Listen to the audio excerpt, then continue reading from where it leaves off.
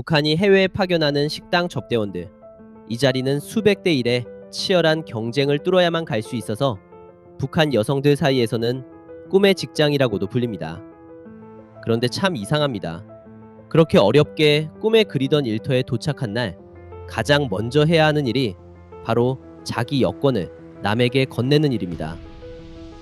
오늘 소개할 사연의 주인공은 중국의 한 대도시 북한 식당에서 일했던 접대원입니다. 어느 날 새벽, 그녀는 시장에서 산 채소가 가득 든 장바구니를 골목 한쪽에 조심스레 내려놓았죠. 그리고는 식당이 아닌 정반대 방향으로 조용히 걸음을 옮깁니다. 다시는 돌아갈 수 없는 길이었습니다. 그녀는 왜 그 새벽 장바구니를 버리고 떠나야 했을까요? 시작하기 전에 구독과 좋아요 눌러주시면 감사하겠습니다. 여러분의 관심이 더 많은 탈북민들의 목소리가 세상에 닿는데 큰 힘이 됩니다. 그럼 이제 그녀의 이야기를 들어볼까요? 평양 랑낭구역에서 나고 자랐습니다. 아버지는 무역기관에서 일하셨고 어머니는 상업관리소에 계셨어요. 남들보다 크게 잘 살지는 않아도 강냉이밥 걱정은 안 하고 컸으니 그 정도면 괜찮은 집이었죠. 학교 다닐 때는 예술소조에서 가야금을 했습니다. 손가락에 물집이 잡히도록 뜯었는데 소조 발표회 때 맨 앞줄에 앉는 게 좋아서 그만두진 못했어요. 지금도 기억나는 게 있습니다. 19되던 해 봄이었는데 청년동맹 초급단체 지도원 동지가 회의 끝나고 저만 남으라고 했어요.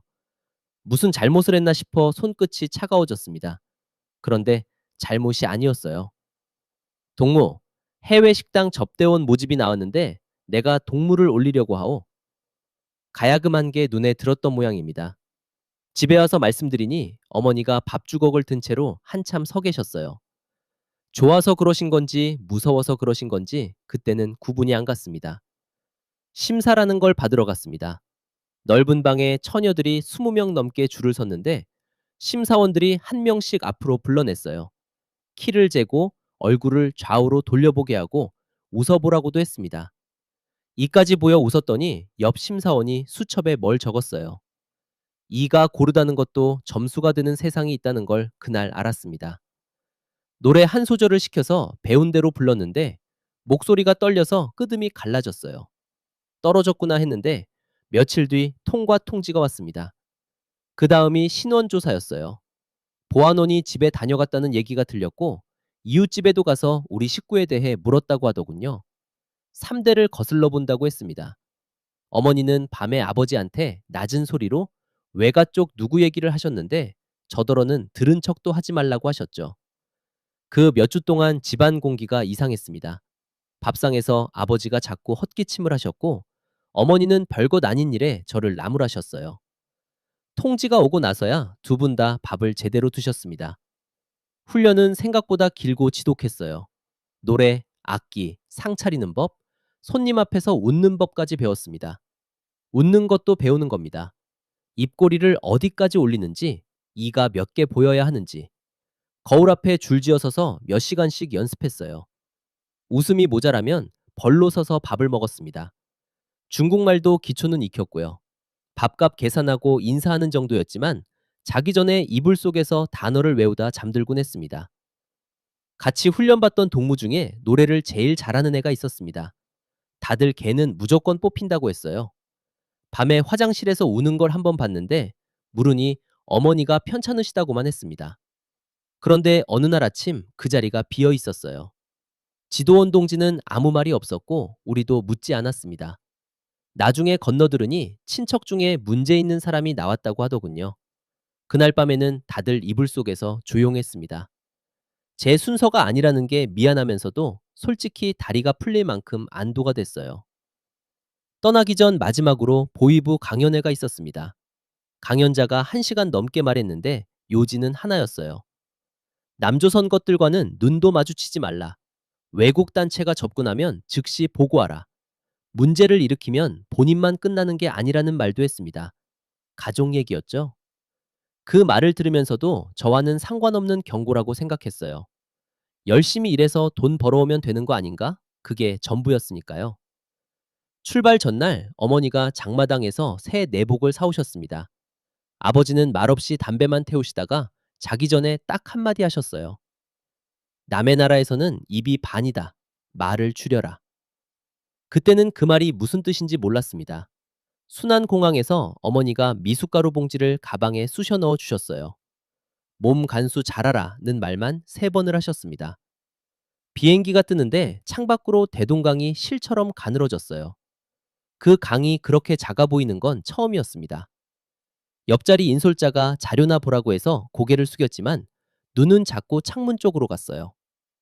공항에서 식당까지 가는 차 안에서 창밖을 훔쳐봤습니다. 밤인데도 거리가 대낮처럼 밝았어요. 건물마다 붙은 간판 불빛이 강물에 쏟아져 흐르는데 평양 시내 불빛을 다 모아도 그 한 블록이 안 될 것 같았습니다. 인솔자가 커튼을 치라고 해서 마저 보지도 못했어요. 숙소에 짐을 풀기도 전에 지배인 동지가 우리를 한 줄로 세웠습니다. 손에 서류 가방을 들고 있었어요. 여권들 내라. 분실하면 큰일 나니 내가 보관한다. 한 명씩 여권을 걷어 가방에 넣는데 제 차례가 되니 이상하게 손이 안 떨어졌습니다. 그래도 냈죠. 다들 내니까요. 가방 지퍼 닫히는 소리가 유난히 크게 들렸던 것만 기억납니다. 방은 셋이 같이 썼어요. 저보다 4살 위인 향미 언니가 같은 방이었는데 파견 4년 차라 모르는 게 없었습니다. 첫날 밤에 언니가 규칙을 알려줬어요. 외출은 무조건 3명이 한 조로, 그것도 허가받고, 혼자 나가면 그걸로 끝이라고요. 창문 밖으로 시장 골목이 내려다 보였는데 언니가 그러더군요. 저기 5분 거리다. 그런데 우리한테는 5년 거리야. 홀일은 첫 주부터 혼이 났습니다. 중국 손님상에서 술을 따르는데 상표가 손님 쪽을 향하게 해야 한다는 걸 깜빡했어요. 지배인 동지가 주방까지 따라 들어와서 목소리를 낮추고 말했습니다. 손님 하나가 얼마짜린 줄 아나? 죄송하다고 했더니 한숨을 쉬고 나갔어요. 무대에도 서야 했습니다. 첫 공연 날 한복을 입고 가야금 앞에 앉았는데 조명이 뜨거워서 등에 땀이 줄줄 흘렀어요. 훈련소에서 1000번은 뜯은 곡인데 첫 소절에서 손가락이 미끄러졌습니다. 손님들은 눈치도 못 챘겠지만 무대 뒤에서 언니가 제 손을 잡고 흔들어줬어요. 괜찮다. 첫날은 다 그런다. 그 말에 겨우 2번째 곡을 쳤습니다. 식당에는 지배인 동지 말고 한 사람이 더 있었어요. 주방 옆 작은 방을 쓰는 지도원 동지. 영업에는 손도 안 대는데 우리 조직 생활은 전부 그 사람 몫이었습니다. 토요일마다 생활 총화를 시켰고 한 달에 한두 번은 예고 없이 방에 들어와 짐을 뒤졌어요. 이불을 털고 화장품 뚜껑까지 열어봤습니다. 첫 검열날 제 일기장을 넘겨보길래 신장이 내려앉았는데 날씨하고 반성문 같은 것만 적혀 있어서 넘어갔어요. 그날 밤부로 일기는 안 썼습니다. 몇 달 지나니 검열날 아침이면 알아서 짐을 풀어놓게 되더군요. 사람이 그렇게 됩니다. 집에 보내는 편지도 자유가 아니었어요. 잘 지낸다. 조국의 배려에 감사하다. 그런 문장으로만 채워야 했습니다. 쓰고 나면 지도원 동지가 읽어보고 붙여줬으니까요. 어머니 무릎이 괜찮으신지 묻고 싶었는데 그런 건 쓸 자리가 없었습니다. 첫 월급날이라는 게 있긴 했어요. 종이에 숫자가 적혀 있었습니다. 그런데 돈은 없었어요. 절반 넘게 충성의 자금으로 바치고 숙식비 떼고 남는 건 귀국할 때 한꺼번에 준다고 했습니다. 장부를 들여다보고 있으니 향미 언니가 어깨를 툭 쳤어요. 그 종이 닳도록 봐야 소용없다. 4년째 나도 구경만 했어. 그럼 집에는 뭘 보냅니까? 보내는 게 아니라 견디는 거지. 언니와 가까워진 건 그 무렵이었습니다. 하루는 홀에 12시간을 서 있었더니 발등이 신발 위로 부어올랐어요. 밤에 끙끙대고 있으니 언니가 어디서 났는지 파스 한 장을 꺼내 붙여줬습니다. 아껴뒀던 거라는 걸 나중에 알았어요. 그래도 그때는 자부심이 있었습니다. 무대에 서면 박수를 받았고 조국의 얼굴이라는 말도 들었으니까요. 창밖 시장 골목에 밤늦게까지 불이 켜져 있는 걸 내려다보는 버릇이 생긴 것도 그 무렵입니다. 사람들이 웃으면서 꼬치 같은 걸 사 먹고 있었어요. 그냥 오래 보게 되더군요. 이상해진 건 둘째 해부터였습니다. 매주 꽉 차던 중국 단체 예약이 하나둘 취소되기 시작했어요. 전화벨이 울리면 지배인 동지 얼굴부터 봤습니다. 소화기를 내려놓는 손이 점점 느려졌거든요. 제재라는 말을 그때 처음 자주 들었어요. 중국 회사들이 북조선 식당하고 엮이는 걸 꺼린다고요. 홀에 손님이 두 상뿐인 날도 있었습니다. 20명 넘는 접대원이 두 상을 바라보고 서 있는 거예요. 무대 공연은 그래도 돌렸습니다. 빈 의자 앞에서 노래하는 게 어떤 건지 아십니까? 박수 소리가 없으니 제 가야금 소리가 벽에 부딪혀 돌아오는 게 다 들렸어요. 나중에는 공연 인원을 반으로 줄였습니다. 무대에 안 서는 날은 주방에서 팔을 다듬었는데 차라리 그게 편했어요. 주방 사정도 말이 아니었습니다. 식자재 주문을 줄이니 채소가 시들시들한 날이 많았고 주방장 동지가 무른 배추 겉잎을 뜯어내며 혀를 차는 소리가 홀까지 들렸어요. 하루는 조선족 사장님이 물건을 내리다가 지배인 동지와 언성을 높였습니다. 밀린 대금 얘기였죠. 사장님이 트럭에 오르면서 우리 들으라는 듯 한마디 던졌어요. 너희 같은 처지 애들 도와주는 사람들이 있긴 있다. 그때는 그게 무서운 소리로만 들려서 다들 못 들은 척 고개를 숙였습니다. 그런 판에 본국에서 지시문이 내려왔어요. 수도 건설 자금 명목으로 상납액을 올린다는 내용이었습니다. 지배인 동지가 그 문건을 들고 한참 서 있다가 사무실 문을 닫았어요. 그날 밤 지도원 동지방에서 언성이 새어나왔습니다. 문틈으로 다 들리진 않았지만 한마디는 분명했어요. 그럼 어디서 법니까? 지배인 동지 목소리였습니다. 다음 날 두 사람은 아무 일 없던 것처럼 아침 조회를 했어요. 그 조회에서 지배인 동지가 시내 호텔들의 식당 선전지를 돌리고 오겠다며 직접 나갔습니다. 지배인이 전단을 돌리러 다니는 겁니다. 돌아온 저녁에 그 사람 구두에 흙이 잔뜩 묻어있던 게 기억나요. 그러다 어느 저녁 홀에 낯선 말씨에 단체 손님이 들어왔습니다. 조선말인데 조선말이 아닌 텔레비전에서도 못 듣던 억양. 남조선 사람들이었어요. 원래 위에서 남조선 손님 받지 말라는 지침이 내려와 있던 때였습니다. 그런데 지배인 동지가 직접 문 앞까지 나가 안내를 했어요. 우리끼리 눈만 주고받았죠. 상납금 채우려면 어쩔 수 없다는 걸 다들 알았으니까 아무도 입 밖에 내지 않았습니다. 제가 그 상에 물을 따르러 갔어요. 강연회에서 배운 대로라면 승냥이 같은 자들이어야 했습니다.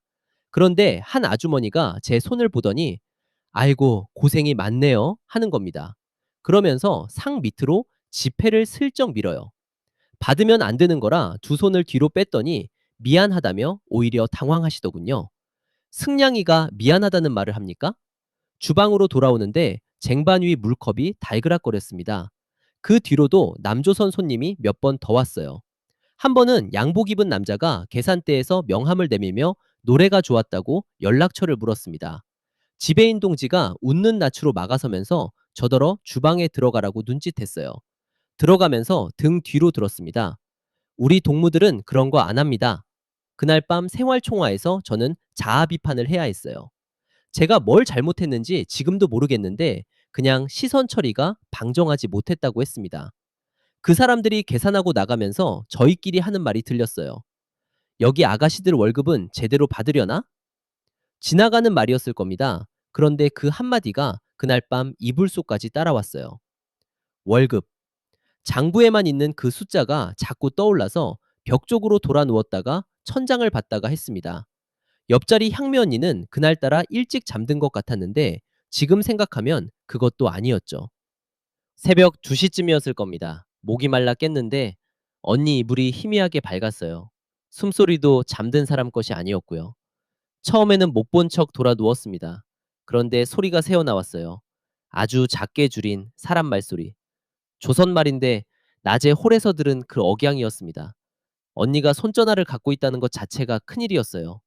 그걸로 남조선 것을 본다는 건 말이 안 나올 일이었고요. 규정대로면 아침에 지도원 동지한테 보고해야 했습니다. 보고하지 않고 하루가 지나면 저도 같이 묶이는 거예요. 사흘을 그렇게 보냈습니다. 밥이 넘어가다 말고 생활총할 시간에는 지도원 동지 눈을 못 마주쳤어요. 언니는 평소랑 똑같이 웃고 일했는데 그게 더 견디기 힘들었어요. 나흘째 밤에 언니가 먼저 말을 걸었습니다. 불 꺼진 방에서 천장을 보고 누운 채로. 봤지? 숨이 멎는 줄 알았습니다. 아니라고 할까 하다가 그냥 네 했어요. 보고할 거니? 대답을 못 했습니다. 한참 조용하더니 언니가 이불을 들쳤어요. 이리 와. 그게 다였습니다. 그날 밤 이불 속에서 처음으로 남조선 연속극이라는 걸 봤어요. 무슨 대단한 내용도 아니었습니다. 그냥 사람들이 밥 먹고 싸우고 시장에서 장 보는 얘기. 그런데 하나하나가 걸렸어요. 딸이 어머니한테 소리를 지르며 대드는 장면에서는 저도 모르게 이불을 꽉 쥐었습니다. 그리고 그 시장, 우리 숙소 창밖 골목이랑 똑같이 생겼는데 과일이 산처럼 쌓여 있고 아무나 집어들고 값을 치릅니다. 낮에 왔던 그 아주머니 같은 사람들이 화면 속에 가득했어요. 강연회에서 배운 남조선은 어디에도 없었습니다. 손전화를 끄고 나서도 한참 눈이 감기지 않았어요. 거짓말이 하나 무너지니까 나머지는 뭐가 참말인지 알 수가 없어졌습니다. 나중에 알았는데 그 손전화는 조선족 사장님 이름으로 개통한 거였어요. 그리고 더 나중에 안 건데 우리 접대원 절반이 그걸 돌려보고 있었습니다. 빨래 바구니 밑에 넣어서 방에서 방으로 옮겼어요. 수건 개키는 척하면서 받아가는 겁니다. 지배인 동지도 눈치는 챘을 거예요.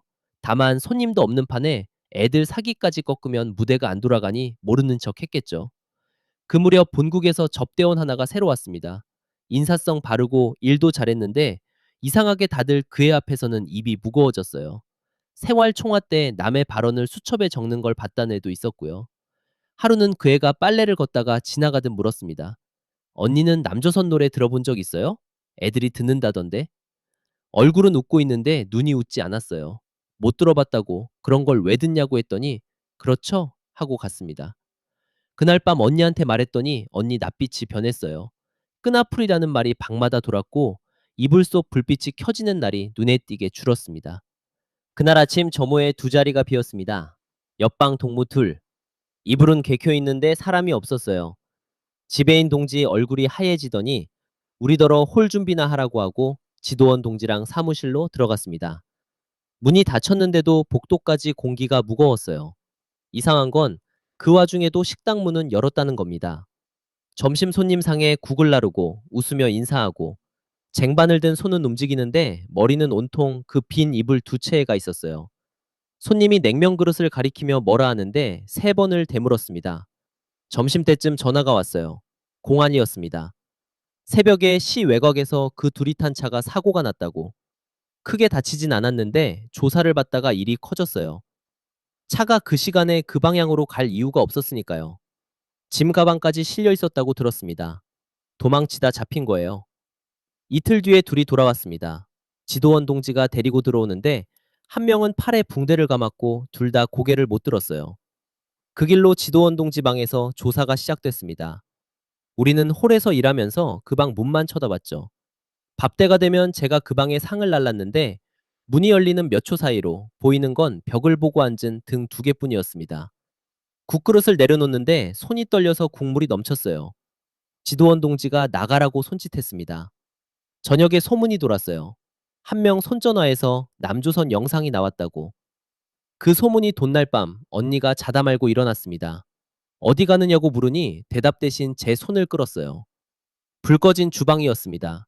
언니가 앞치마 속에서 손전화를 꺼내더니 쌀독 뚜껑을 열고 팔을 어깨까지 집어넣었어요. 쌀 속 깊이 밀어넣고 위를 판판하게 고르고 뚜껑을 덮었습니다. 둘 다 한마디도 안 했어요.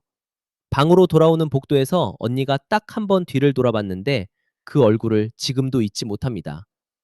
바로 결정이 나진 않았어요. 지도원 동지가 본국에 보고를 올렸고 며칠을 기다렸습니다. 그 며칠이 사람 잡습디다. 밥상에서 숟가락 소리만 나고 누구도 그 둘 쪽을 못 봤어요. 본인들은 방에서 나오지도 못했고요. 닷새째 되던 날 답이 내려왔습니다. 손전화 나온 동무는 즉시 송환. 나머지 한 명은 일단 남대 감시 대상. 다음 날 아침 그 동무는 인솔자 둘 사이에 끼어 차에 탔어요. 창문 너머로 우리 쪽을 한 번 봤는데 손도 못 흔들었습니다. 흔들면 안 되는 분위기였으니까. 남은 한 명은 그날부터 말을 잃었어요. 홀에서 웃어야 할 때만 웃고 밥은 반도 못 비우고 한상에서 일해도 눈을 안 마주쳤습니다.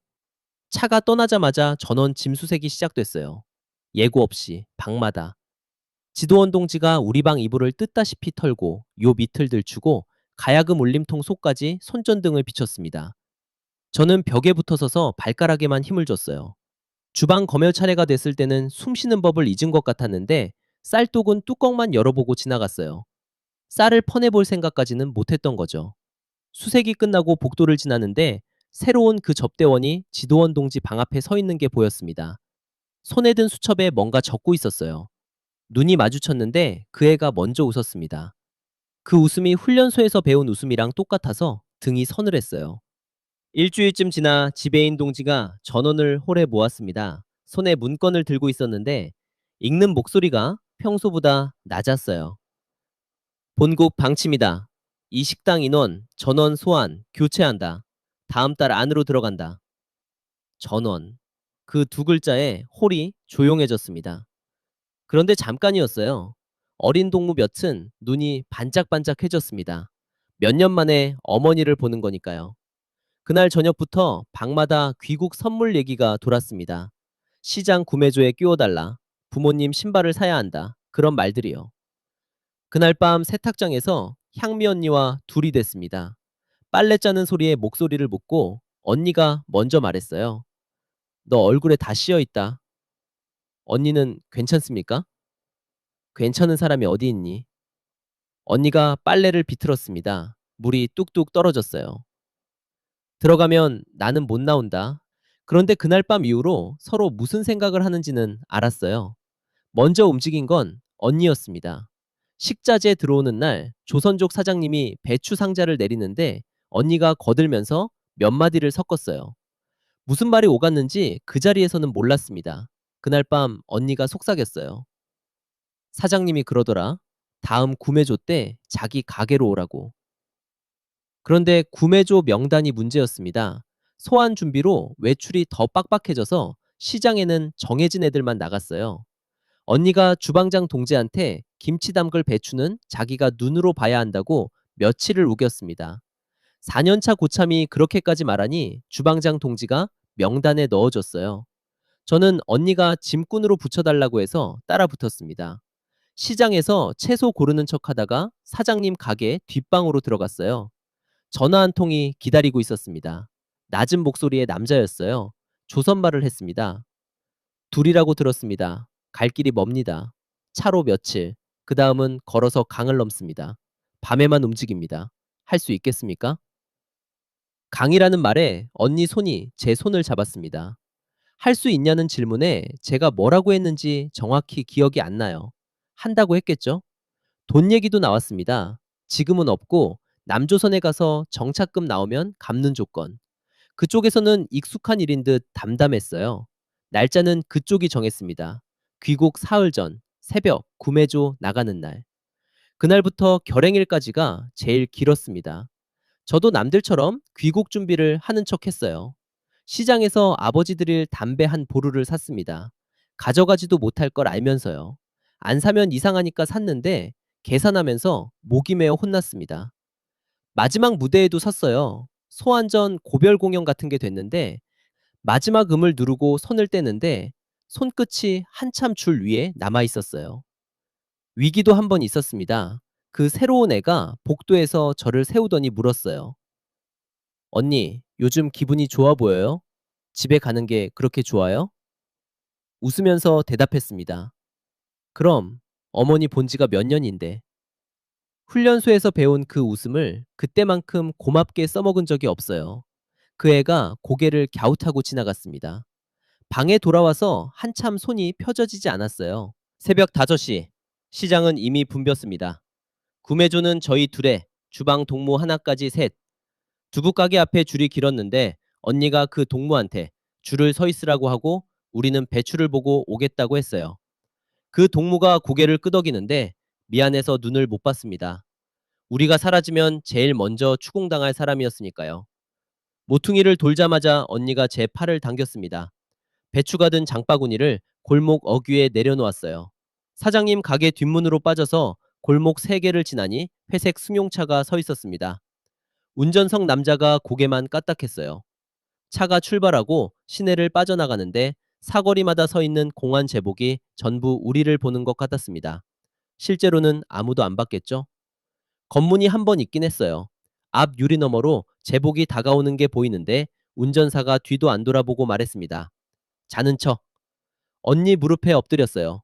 창문 내리는 소리, 웃음 섞인 중국말 몇 마디, 그리고 종이 넘기는 소리. 그 몇 초 동안 심장 뛰는 소리가 시트를 울리는 것 같았습니다. 차가 다시 움직이고 나서도 한참을 못 일어났어요. 차는 하루를 꼬박 남쪽으로 달렸습니다. 밤에 어느 소도시 여관방에서 다른 사람 손에 넘겨졌어요. 그 방에서 언니와 처음으로 소리내어 울었습니다.